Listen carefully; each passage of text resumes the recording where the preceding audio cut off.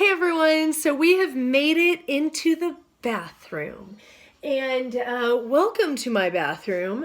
I know people have two different ideas about this. When I do a deep clean, I almost always take a shower right after. I know some people like to take a shower and get ready and then clean their bathroom. I prefer to do it the other way around because I cannot stand being clean and presentable and then crawling around in the floor and the filth, because I get on my hands and knees and scrub and sweat, and I don't want to take a shower and immediately get dirty again. So personal preference. Some people like to clean as they shower and do whatever, but what I do is I keep some trash towels that I had in my kitchen, and after I'm done using the sink or the bathtub, I will go through and wipe it out each time. So that's another idea that helps me with maintenance, especially before I cut my hair. I just cut 9 inches off of my hair, and that would help to collect all of the hair and stuff in there. So we're going to go through a few different cleaning techniques. These are going to apply to bathtubs, porcelain, sometimes laminate it will apply, and refrigerators. How do I want to say it? So we try at Mrs. Clean to leave no hair behind, and though it is difficult, it is not impossible. And I'm going to show you, using the sink, a quick technique. So we spray our cleaner. Normally I'd remove everything, and I'll remove it in just a minute, but just for the sake of making the video. So I'm going to wipe in one direction and then get under here. My first go through is always just to kind of collect all of the debris and the dirt. And see how I'm wiping in one direction? This is going to collect all of the hair and stuff in one place. I try to get as much as I can with one rag. And you'll find you might go through a few rags on a small space in a bathroom or whenever you're doing a refrigerator. So then I'll fold the rag so that all the hair is inside of there. And I'm going to do it again, getting any leftover like debris. Okay. Then I'm going to get a new clean rag and do it once more to get anything left behind. If you will do that where you wipe in one direction and do a snake-like pattern going from one side of a shower tub to the other, or one side of a sink to the other, that way it brings everything into one spot and you can just collect it. If you are going crazy wiping all over, that might be great for scrubbing it. And yeah, if you have a lot of soap scum, you might end up having to clean a tub or a sink several times in order to get the layers off. Magic eraser works very well with that. I'll use that on my stuff. And then what else do I use? I love the magic eraser. I like Comet, especially if I'm doing a move out clean. I like Lysol and Pine Sol. I dilute the Pine Sol. But you might find with all of these things, with laminate, fridge, showers, porcelain, and anything like that, you might have to go through a few times before you really get it 100%. And that's on a maintenance clean and on a deep clean. So please don't be discouraged. It will get cleaner. Just keep going. I usually clean everything 1 to 2 times so that we don't leave hair behind, so that we get everything scrubbed off. And then we're going to finish up with the floors. Now, this bathroom is pretty small, as you can see. So I'm going to go through and vacuum.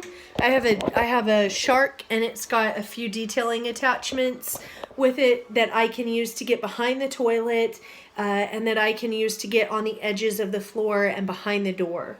So after I go through and vacuum, I'm going to hand mop because this is such a small space and I am doing a deep clean. I like the hand mopping. I have a Shark steamer that I like a lot. Hand mopping is great for a surface like this. It's linoleum, and it'll get a good scrub. If I'm doing something really quick, I'll either use the Shark steamer or I will use my Bona. It's kind of like a Swiffer cleaner.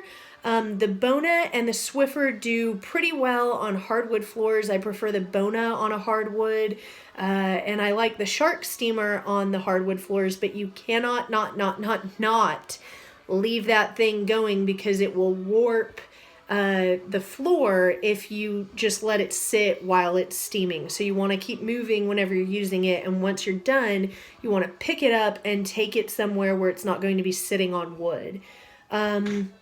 I do a wet mop also sometimes, and I like the wet mop for large spaces, empty spaces.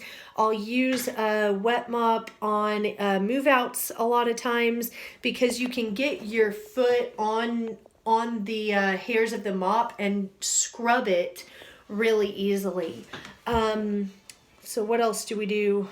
Wet mop, Bona, steamer.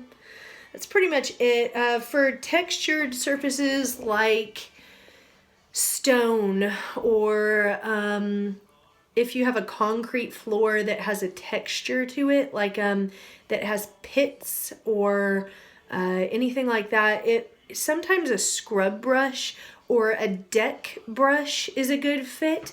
If you have tile with a lot of texture to it, a deck brush, and it's basically like a giant toothbrush and it has very stiff bristles, but you want to just watch it because sometimes, depending on the texture of your floor, you don't want to start scrubbing and wearing the floor down. But a deck brush can work wonders. Same thing, you just fill a bucket of hot water, put your multi-purpose cleaner in there, dip the brush in, and then scrub away. And I'll usually go over it with a wet mop or a steam cleaner just to get the last little bit, because the scrubber will do a great job of lifting up stuff on the floor, but then you're going to want to go through and wipe it off somehow, whether it be by hand, with your steamer or a wet mop. I would not recommend using a Bona or a Swiffer over a textured surface because it's going to tear up the reusable or the throwaway pad that comes with it. So just watch it, see what works best. Whenever you're in your bathroom, I'm going to point out a couple of other little things that are often unseen or not attended to. One are the knobs on your shower. This is Dolly, my cat. These guys need to be done. Don't forget your drain, and then around the inside of the drain. We are going to do this guy too. I have a water filter on him, so I'll do all of these parts to make sure that it gets nice and clean. And like the other rooms, I have dusted the corners of the room and I've dusted around the top of the shower. Sometimes I will get a scrub brush and go in and do the grout. This isn't actually grout, it's that sticky stuff. So I won't use a scrub brush on that, but you can, or a toothbrush will get that. I don't do it very often, but it does make a difference. It looks really nice after it's been done. I'm going to be cleaning, you're going to think I'm crazy, but as I'm moving these things to do the floor, before I put them back, I'm going to go through and wipe this guy down because see all this dust and hair?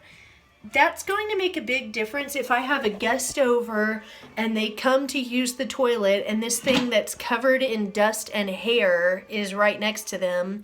And this is after just like 2 weeks of having been wiped down. So if they look down and they see this thing caked with layers of dust and hair, whether it's a plunger or a brush or whatever you have near your toilet, it makes a big difference. Another thing I recommend is wipe down your baseboards, and if you have any kind of a vent, don't forget to wipe that down.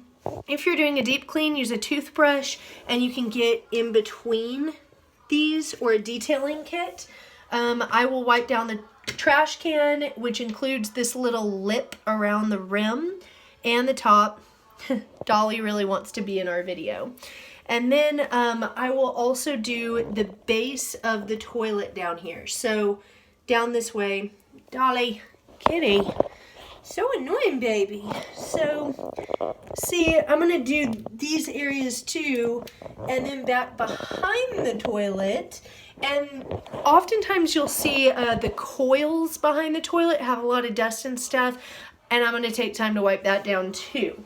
The reason, if you do it every so often, it only takes a few seconds to keep up with it, and it makes a huge difference in the overall appearance of the bathroom once it's finished and once it's complete. As always, don't forget to do your cabinet faces.